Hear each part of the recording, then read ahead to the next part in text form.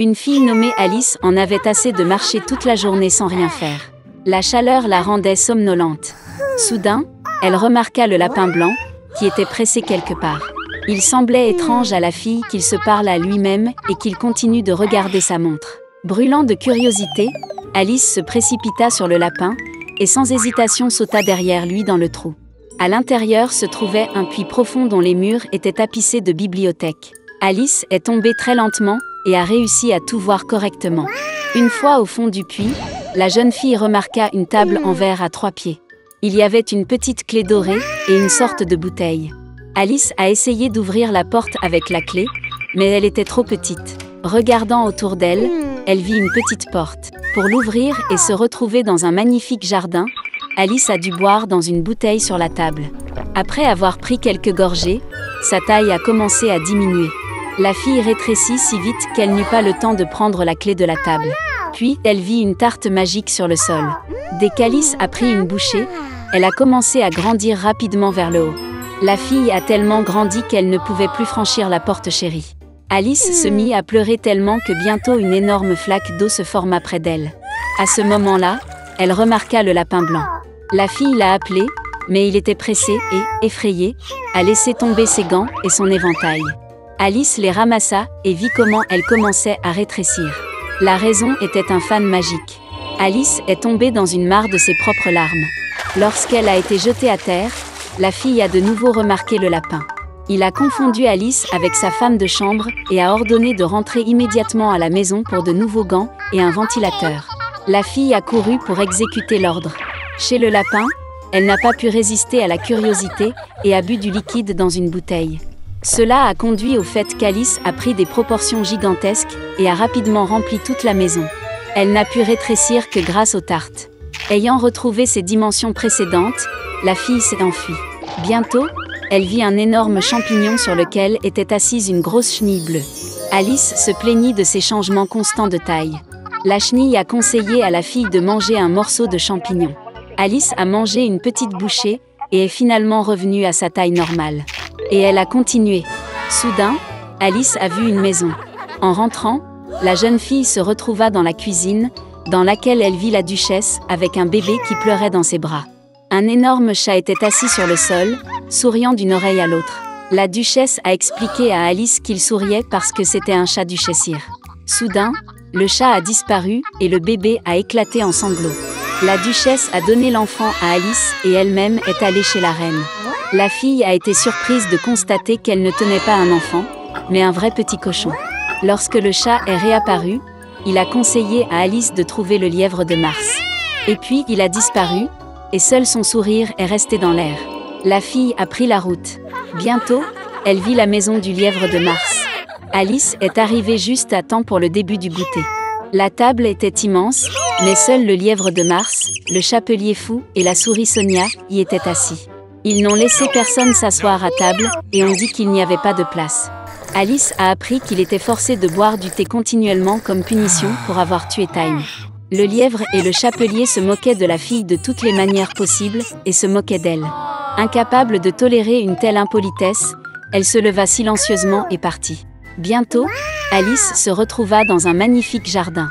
Elle remarqua des jardiniers qui ressemblaient à des cartes à jouer. Ils ont teint les roses blanches en rouge. La fille en a été très surprise. Elle a appris que leur reine aimait les roses rouges et que seules les blanches poussaient. La reine exécuta ses serviteurs pour la moindre offense.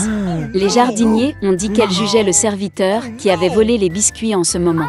Alice était très intéressée et elle est allée au tribunal. Là, elle a vu le lièvre de Mars et le chapelier fou témoigner. Quand ils eurent fini, la reine convoqua soudain Alice pour l'interroger. La fille a répondu qu'elle ne savait rien et a ordonné de laisser partir le domestique. La reine s'est fâchée et a ordonné d'attraper la fille. À ce moment, Alice sentit qu'elle recommençait à grandir. La fille se rendit compte que ce n'était que des cartes et elle n'en avait pas peur. Et à ce moment précis, la magie a disparu.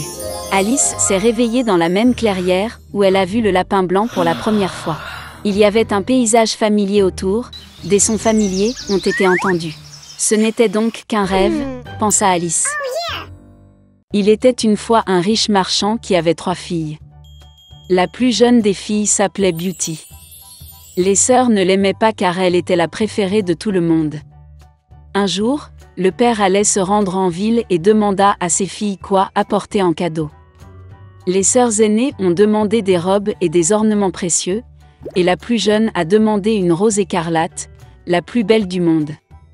Le marchand est devenu réfléchi, mais a promis qu'il ferait tout son possible pour trouver une telle fleur. Et prenez la route. Le père a rapidement trouvé des cadeaux pour les filles aînées, mais pour les plus jeunes, il ne pouvait pas les trouver. Chaque rose que le marchand rencontrait sur son chemin était plus belle que la précédente. Partout où il regardait. Et puis la route l'a conduit dans une forêt dense. Il faisait très sombre et froid là-bas. Soudain, des lumières sont apparues au loin. En approchant, le marchand aperçut un immense château ancien, tout en or et diamants. En entrant dans sa porte, il entra dans une salle pleine de joyaux. Il a vu qu'il y avait une table au milieu de la salle, et qu'il n'y avait pas de vaisselle dessus, et que tous les plats étaient en argent et en or. Mais le château était vide, il n'y avait personne. Le marchand pensait que le propriétaire viendrait probablement d'une minute à l'autre. Il a attendu 1 heure, 2, 3, personne ne s'est présenté.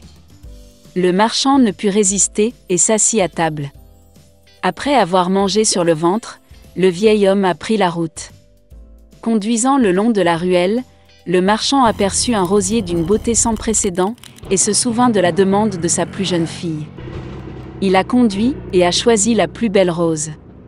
Au même moment, la foudre a éclaté, le tonnerre a frappé, il y a eu un rugissement, et il s'est levé, comme hors du sol, devant le marchand, et non pas une bête ou un homme, mais une sorte de monstre, terrible et poilu.